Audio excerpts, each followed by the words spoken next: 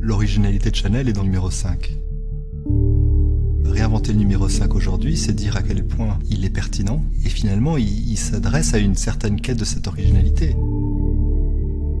Quand on m'a demandé de travailler sur une nouvelle interprétation du numéro 5, alors qu'on pourrait être encombré par le poids de cet héritage et du mythe que l'on a créé autour, en fait, il m'a semblé qu'il y avait plein de choses à faire, et en particulier ce travail sur la fraîcheur.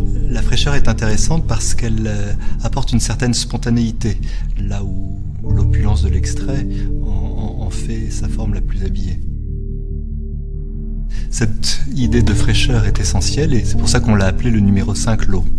J'aime l'idée de l'eau parce qu'elle exprime évidemment cette fraîcheur, ce sent bon, mais aussi une certaine fluidité.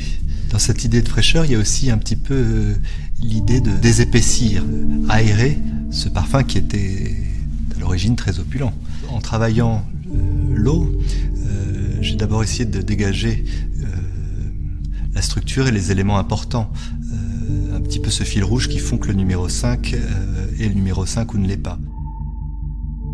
Les notes florales, je les ai beaucoup aérées, beaucoup étirées. On a aujourd'hui des manières comme ça de redistiller par exemple les essences d'ylang-ylang qui sont très importantes dans le numéro 5 pour en dévoiler d'autres facettes.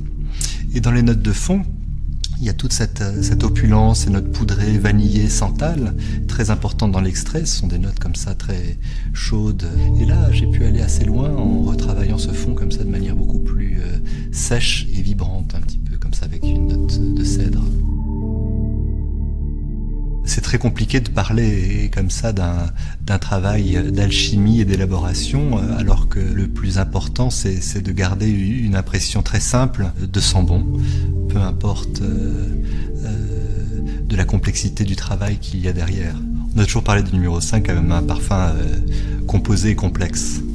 Et pourtant, son identité est si forte qu'il y a une certaine évidence quand on la capture. L'évidence en parfum est toujours compliquée puisque c'est complètement immatériel. Des fois, on met 2 semaines à réaliser qu'on a une évidence sous le nez. C'est cette évidence qu'il a fallu aller chercher.